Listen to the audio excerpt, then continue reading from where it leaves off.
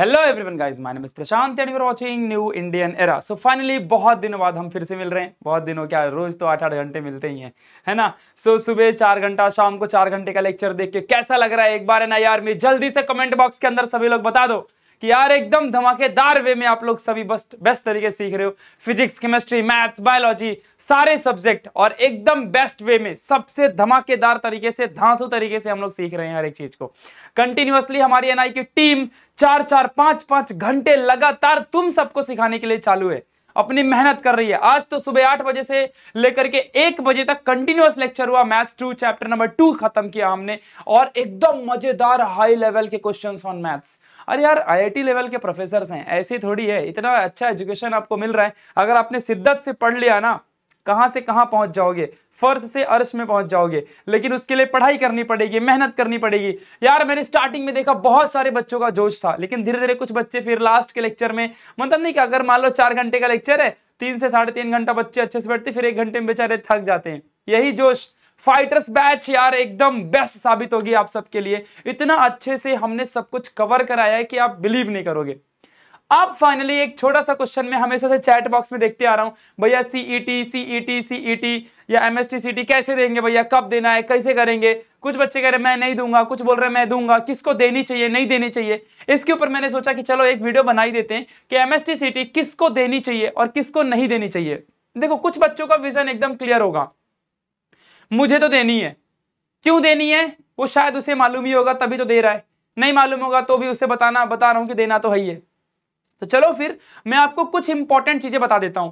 इस वीडियो में आप बहुत कुछ सीख के जाओगे, और अगर आप इस वीडियो में इतनी सी बात भी सीखते हो तो डेफिनेटली आप इस वीडियो में कमेंट करना कि वीडियो कैसी लगी, और वीडियो को लाइक किए बिना मत जाना। अगर चैनल में नए हो तो सब्सक्राइब की बटन लाल कलर की दिख रही होगी, जरूर दबा देना। चलो शुरू करते हैं आज के इस प्यारे से वीडियो को, ठीक है। और एक छोटा सा रिव्यू दे दो यार कि कैसा लग रहा है तुमको फाइटर्स बैच को देख के। मतलब ना, एक रिव्यू जरूरी है। कमेंट बॉक्स में बता दो कि भैया बहुत बेस्ट है फाइटर्स बैच।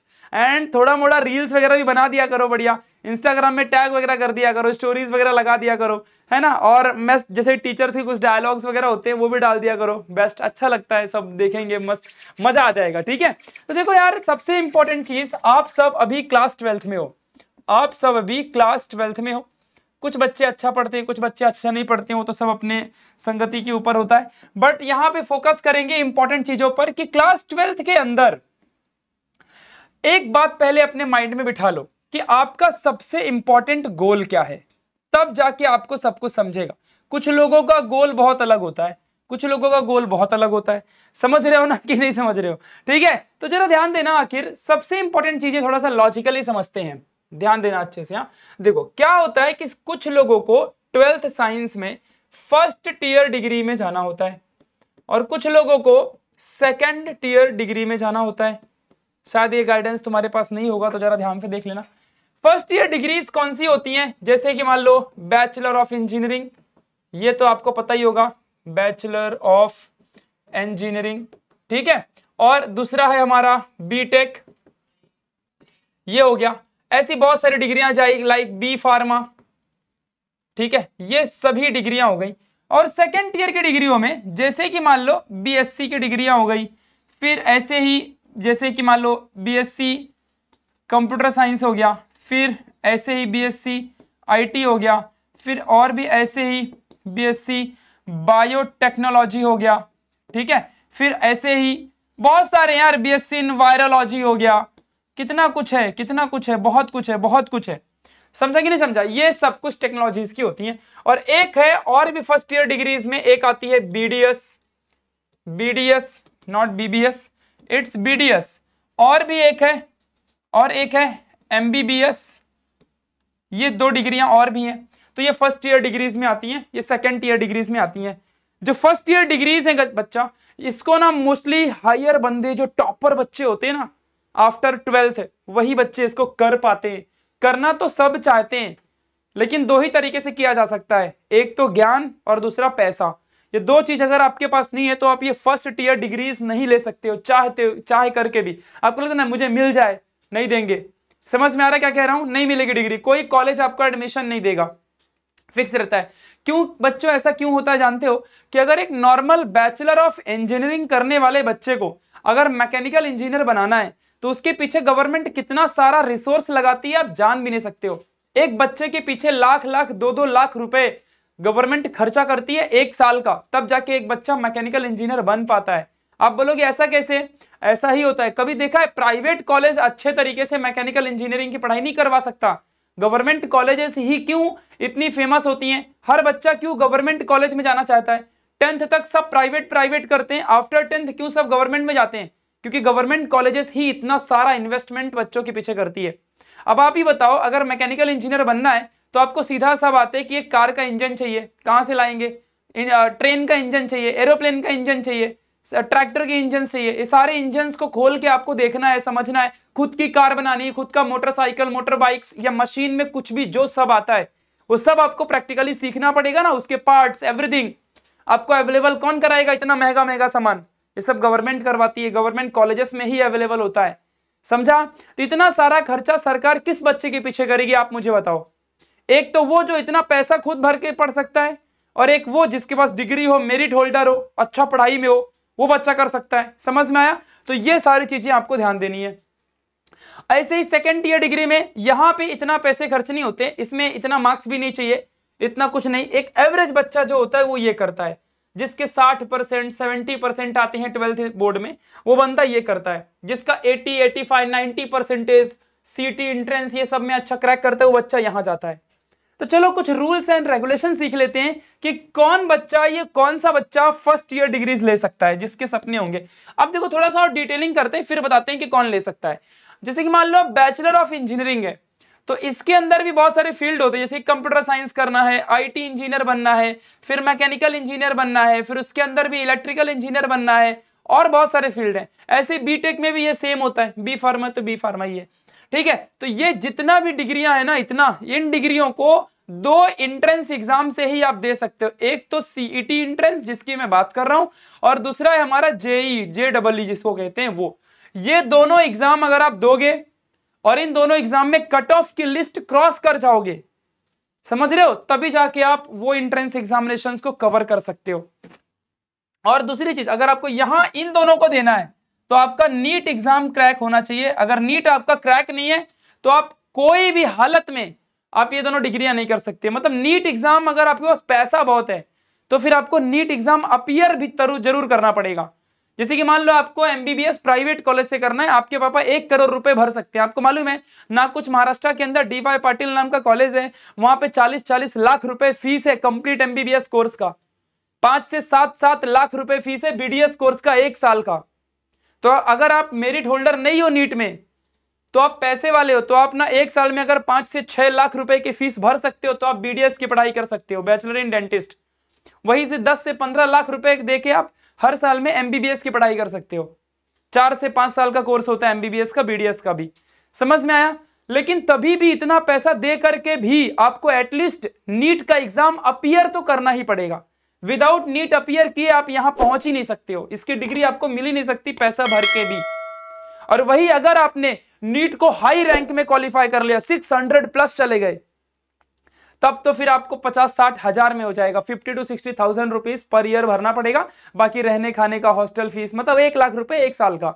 इतने में आपका आराम से एमबीबीएस बीडीएस जैसी डिग्रियां बेस्ट वे में आप कर सकते हो। समझ में आ रहा है? ध्यान देना। तो यहाँ पैसा बहुत लगता है नीट में, मेडिकल फील्ड में।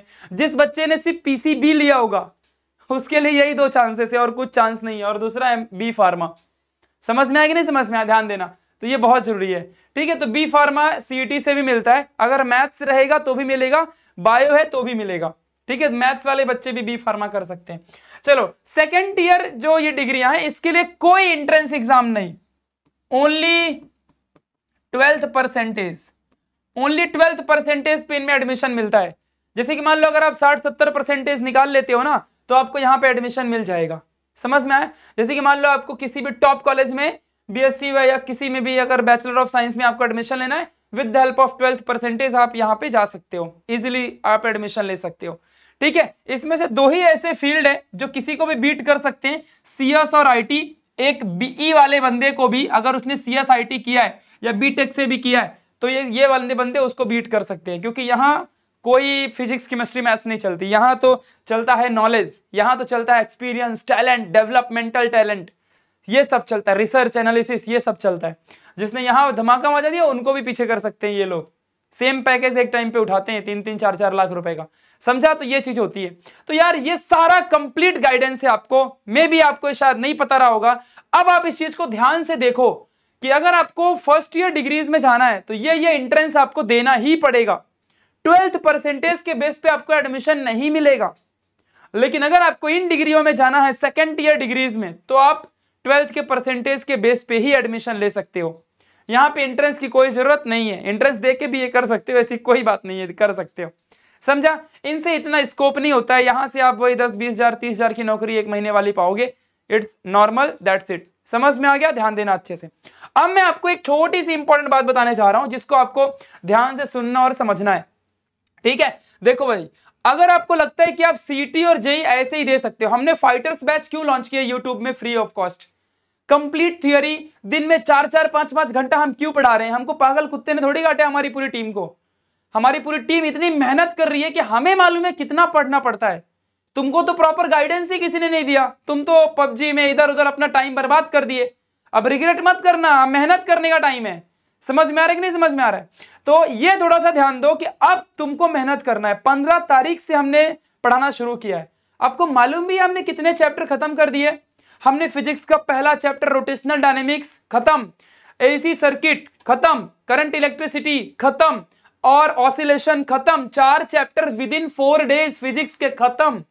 सुपरपोजिशन ऑफ वेव अब चालू होगा, समझा। 5वां चैप्टर शुरू। मैथ्स में क्या, मैथ्स 1 का पहला चैप्टर लॉजिक खत्म, मैट्राइसिस खत्म, मैथ्स 2 में चैप्टर 1 डिफरेंशिएशन खत्म, एप्लीकेशन ऑफ डेरिवेटिव खत्म, बायोलॉजी में चैप्टर 1 खत्म, चैप्टर 2 खत्म। विद इन 5 डेज हमने 10 से 11 चैप्टर खत्म कर दिया। आपको ये बिलीव हो रहा है? 15 से शुरू किया था, 20 या 2021 है। सोचो हम लोग ने क्या बोला था कि दिन में 2 चैप्टर 4-4 घंटे के लेक्चर लेंगे और खत्म कर देंगे। आप सब नहीं पढ़ोगे, नहीं देखोगे, लाइव लेक्चर ज्वाइन नहीं करोगे, एक कोने में बैठ के वही मेहनत के साथ नहीं करोगे, कैसे एंट्रेंस क्रैक करोगे आप? पैसा बर्बाद होगा मम्मी पापा का, बस और कुछ नहीं। मेहनत करनी पड़ती है। एडमिशन तो कोई भी ले सकता है। समझ में आया कि नहीं समझ में आया? तो ये चीज आपको ध्यान देनी है। तो सीईटी इसीलिए कहते हैं फाइटर्स बैच को ज्वाइन कर लो यूट्यूब के अंदर, बहुत फायदा। इतना डिटेल में आपने मैथ्स 2 का लेक्चर देखा, 5 घंटे में पूरा चैप्टर 2 चारों एक्सरसाइज डिटेल में विद फॉर्मूला विद बेसिक्स और एक एक क्वेश्चंस करवा के दिया है। हाँ, जैसे कि मान लो अभी एक्सरसाइज 2.4 है, उसमें 30 क्वेश्चन है तो 20 क्वेश्चन करवाया, 10 क्वेश्चन होमवर्क दिया है। सेम वाले क्वेश्चन होमवर्क दे देते हैं, बाकी हर एक टाइप के 2-2 क्वेश्चन करवा देते हैं। इतने में तो पूरा बच्चा टॉप कर सकता है यार। फिर सॉल्व एग्जाम्पल करवा देते हैं। तो ये ध्यान देना। तो यही चीज समझो जरा अच्छे से कि अगर आप लोग सीईटी एग्जाम देना चाहते हो तो आपको लगता है कि क्यों देनी चाहिए, क्योंकि ये आपको डिग्रियां करनी है। इसलिए अगर आपको B pharma, bachelor in pharmacy करना है, बीटेक करना है, बीटेक के लिए तो जेई देना पड़ेगा, बीई करना है तो सीईटी देना पड़ेगा। समझ में आया कि नहीं समझ में आया? तो अगर आपको ये सारी डिग्रियां देनी तो आपको वो एंट्रेंस एग्जाम देना चाहिए। अगर आपको नहीं देना तो फिर आपको एंट्रेंस एग्जामिनेशंस देने की कोई जरूरत नहीं है। समझ में आ गया? ध्यान देना जरा अच्छे से। अगर इस सीईटी एग्जाम अगर आपको देनी है तो महाराष्ट्र गवर्नमेंट कहती है कि सीईटी इतना बड़ा एंट्रेंस है, सबके औकात की बात नहीं है ये। कोई भी आयरा गहरा नत्थु गहरा उठेगा बोलेगा मैं सीईटी दे दूंगा, अल्फा थोड़ी होता है। 12th में जिस बंदे का मिनिमम 40% होगा जो कास्ट कैटेगरी में आता है, और जो बंदा ओपन कैटेगरी का होगा 45% उसका होगा, वही लड़का सिर्फ सीईटी का एग्जाम दे सकता है। एग्जाम तो दे दोगे, मतलब सीईटी के थ्रू एडमिशन ले सकता है। अब इसमें भी बहुत बड़ा घपला होता है, जो दिखाता हूं घपला क्या होता है। देख भाई, 16 अप्रैल को पेपर होता है सीईटी का, 16 अप्रैल को सीईटी का एग्जाम है, 16 अप्रैल से शुरू सीईटी एग्जाम। समझ में? लेकिन यही चीज अगर तुम देखो तो मई 30 तारीख को तुम्हारा 12th का रिजल्ट आता है। 12th का रिजल्ट आता है, इसका मतलब कि रिजल्ट 12th का बाद में आएगा तो एलिजिबिलिटी तो बाद में पता चलेगी, और सीईटी एग्जाम पहले देना पड़ता है। ये महाराष्ट्र गवर्नमेंट का लूप होल है। समझ रहे हो? देखो 16 अप्रैल से सीईटी का पेपर होगा और 30 मई को 12वीं का रिजल्ट आता है, और कैटेगरी बना दिया है ये वाली। अब जिस बंदे का परसेंटेज आया ही नहीं रिजल्ट के बाद तो उसका सीईटी दे के भी कोई मतलब नहीं है। तो अगर वो सीईटी ना दे, ये सोचे कि मेरा नहीं होगा, लेकिन अगर उसका मान लो 50% आ गया तो तब तो वो सीईटी नहीं दिया, पछतावा होगा, सीईटी हाथ से जाएगी। समझ रहे हो? और अगर मान लो सीईटी में अच्छे मार्क्स भी आ गया, आउट ऑफ मार्क्स भी निकाल लिया और बोर्ड एग्जाम में उसके 39 ही आए, तब तो वो एलिजिबल ही नहीं है। सीईटी दे करके भी उसको एडमिशन इन कॉलेजेस के लिए नहीं मिलेगा, इन डिग्री में जो कॉलेज जहां पे होती है इन डिग्रियों की, उन कॉलेजेस में उसको एडमिशन ही नहीं मिलेगा। ये सबसे बड़ा लूप होल है, ये आप ध्यान रखना अच्छे से। इसका मतलब ये हुआ कि हर बच्चे को सीईटी एग्जाम देनी चाहिए। 800 रुपए की फीस होती है ओपन कास्ट के लिए, और रिजर्व कैटेगरी के लिए वही 50 से 100 रुपए के आसपास की फीस होती है। आई थिंक 500 भी हो गई होगी, देखना पड़ेगा इस साल की वेबसाइट में जो भी फीस होगी। तो जितनी भी देनी पड़ेगी वो बस भर के आपको सीईटी का एग्जाम देना चाहिए। 12th का रिजल्ट जब भी आएगा देखा जाएगा, सीईटी एग्जाम आपको देनी चाहिए हर बच्चे को। शायद क्या पता लग जाए और यहाँ पे आपको एडमिशन मिले, समझा अच्छे से। बाकी तो फिर नहीं मिला तो सेकंड ईयर डिग्री तो है ही है, उसको तो कोई रोक ही नहीं सकता। इनमें कोई एलिजिबिलिटी नहीं चाहिए। 12वीं का कितना भी परसेंट आए, कम परसेंट आएगा तो गंदा कॉलेज मिलेगा इन्हें डिग्रियों का। हर कॉलेज में डिग्रियां होती हैं, अच्छा परसेंट आएगा तो अच्छा कॉलेज मिलेगा। मुंबई में मोस्टली अच्छे कॉलेजेस हैं, ठीक है। तो ध्यान देना अच्छे से। तो ये सारा आपको पता चल गया होगा गाइस कि किस तरह से आपको मेहनत करनी है और क्या क्या चीजें आपके लिए रिक्वायर्ड है, जिससे कि आप बेस्ट वे में परफॉर्म कर सकते हो। अब आपको समझ में आया कि सीईटी क्यों देनी चाहिए, क्योंकि अगर आपको इन बेस्ट लेवल में जाना है, क्योंकि 12th के बाद यही बेस्ट डिग्रियां हैं। और ये तो बिल्कुल मत कहना कि single piece of paper cannot decide your future.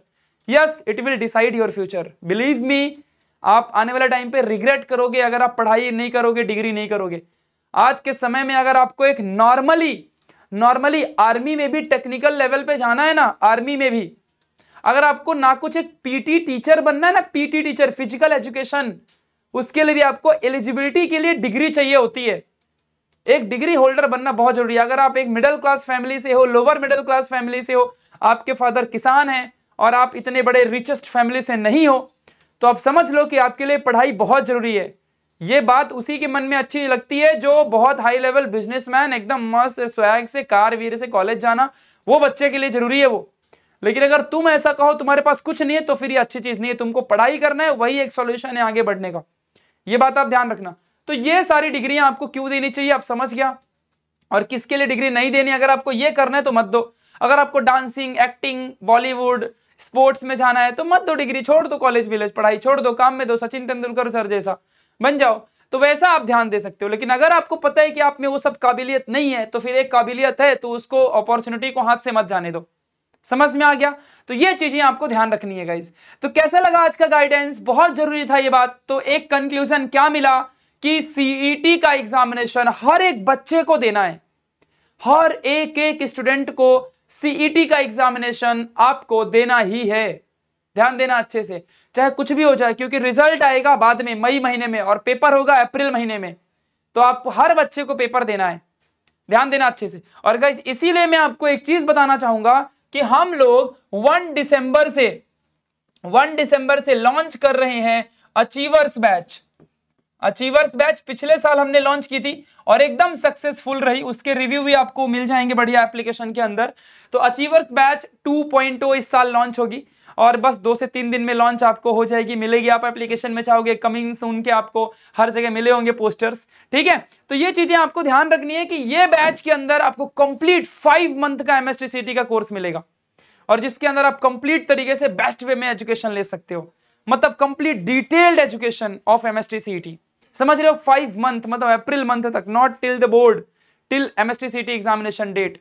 समझ में आ रहा है। तो ये चीजें आपको ध्यान देनी है। इसमें आपको complete theory plus numericals plus PYQs plus notes, और हम तो बुक्स का भी प्लान कर रहे हैं, तो books, doubt session, doubt solving sessions, ये सब कुछ सब आपको मिलेंगे, DPPs, ये सब कुछ एकदम प्रॉपर। और डेली मिनिमम 4 आवर के सेशंस, डेली 4 आवर के सेशंस मिनिमम, मॉर्निंग से शुरू होंगे, इवनिंग में कभी भी। मतलब ऐसा नहीं कि 4 घंटे का एक लेक्चर, 2 घंटे का एक लेक्चर, 2 घंटे का एक लेक्चर, ये सब मिलेगा। ध्यान देना अच्छे से। ऑन एप्लीकेशन ये बैचेस आएंगी। तो ये अच्छे से जो बच्चा मेहनत करेगा, जो पढ़ाई करेगा, डेफिनेटली वो बेस्ट वे में क्रॉस करेगा आगे की चीजों को, अपने ड्रीम्स पूरे करेगा। 150 प्लस भी अगर आपने अचीव कर लिया इन सीईटी एग्जामिनेशन, आप डेफिनेटली हाई लेवल में जाओगे। आप डेफिनेटली बैचलर इन एजुकेशन जैसी डिग्रियों को, यहाँ पे जो BE की डिग्रियां हैं, बैचलर ऑफ इंजीनियरिंग, और उसके अंदर CS कंप्यूटर साइंस अगर आपको मिल गया सोमैया कॉलेज से, जहां से मैंने पढ़ाई की, आप बेस्ट वे में पहुंचोगे। आपको बिलीव करो 12 से 15 लाख का पैकेज आप यूं उठाओगे अगर ना कुछ सिर्फ सोमैया कॉलेज में आपका एडमिशन हो गया इन bachelor of engineering computer science के अंदर। आप बिलीव करो इस बात को। समझ में आ रहा है मैं आपको क्या कह रहा हूं? सच में कह रहा हूं, बहुत बेस्ट में हाई लेवल एंट्रेंस लेवल यहां पढ़ाई करेंगे। एक चीज और थोड़ा सा आपके लिए प्लानिंग के लिए बता दूं कि 1 दिसंबर से हम एक और बैच लॉन्च करेंगे, एक होगी जिंदगी बैच। अब ये बैच जो है ये कंप्लीट बोर्ड ओरिएंटेड होगी, मतलब कि 12th बोर्ड के लिए। अब जरा ध्यान देना अच्छे से, 12th बोर्ड। अब देखो क्या है ना, इसमें हम क्या करेंगे, बोर्ड के पीवाईक्यू करेंगे, इसमें एमसीक्यू कुछ नहीं, बोर्ड के पीवाईक्यूज, इसमें बोर्ड की डीपीपीज, इसमें बोर्ड के आपको क्वेश्चन आंसर मिलेंगे, बोर्ड की नोट्स आपको मिलेंगी, समझ में आ गया नहीं? बोर्ड के आईएमपी क्वेश्चंस आपको दिए जाएंगे, बोर्ड से रिलेटेड आपके सेशंस होंगे, डाउट सॉल्विंग सेशंस होंगे। ये भी वही टाइम पे 4 घंटे के लेक्चर्स में ही चलेगा, 2 घंटा ऐसे करके 2 सब्जेक्ट। दोनों टाइम कैसे मैनेज होगा वो मैं कराऊंगा। तुम मेहनत करने रेडी हो तो मैं सब करवाऊंगा। तुम फाइटर्स बैच देख लो पहले, इन दोनों बैचेस शुरू होने से पहले फाइटर्स बैच में, मैं नहीं कहता कि मैं सारे चैप्टर वहां पे करवा दूंगा, फाइटर्स बैच जो फ्री बैच यूट्यूब में चल रही है 50 चैप्टर करवा दूंगा।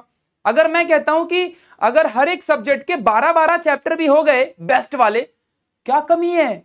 फिजिक्स में 12 चैप्टर, केमिस्ट्री में 12 चैप्टर, मैथ्स में 12, बायो में 12, क्या कमी है? 50 चैप्टर हो जाएंगे। तुम समझ रहे हो? With in 20 days. समझा कि नहीं समझा क्या कह रहा हूं मैं? अभी 11 चैप्टर अभी खत्म हो गए विद इन 5 डेज। तो सोचा करो ना यार, 25 डेज हार्ड चैलेंज है फाइटर्स बैच का, मेहनत करोगे तो आगे जाओगे। तो ध्यान देना, तो ये बोर्ड ओरिएंटेड है, इसमें कंप्लीट प्रॉपर थियोरी करवाई जाएगी, theory plus numerical, board exam के न्यूमेरिकल जो होते हैं, previous year question paper solution, ये सब।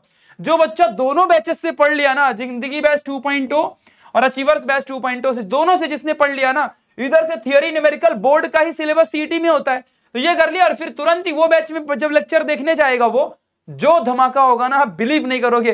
पूरा थियोरी इधर, वही चैप्टर उधर भी चलेगा, उसकी भी पूरी थियोरी इधर से पूरा पढ़ के जाएगा, इधर सीधा न्यूमेरिकल और सीधा एमसीक्यूज में ध्यान देगा, उसका पीवाईक्यूज नोट सब प्रॉपर वे में करेगा। मतलब ओवरऑल बताऊं ना, वो बंदा धमाका मचाएगा। और बैच की प्राइजेस भी ज्यादा नहीं रखेंगे, हिंट बता रहा हूं, किसी को बताना मत, इतनी रहेंगी। ऑल सब्जेक्ट पीसीएमबी चारों, प्लस इंग्लिश का भी प्लान कर रहा हूं, ठीक है? पीसीएमबी सब चारों subject with in this range में रहेगा, चारों सब्जेक्ट विद इंग्लिश सब, मतलब समझ रहे हो, ध्यान देने का।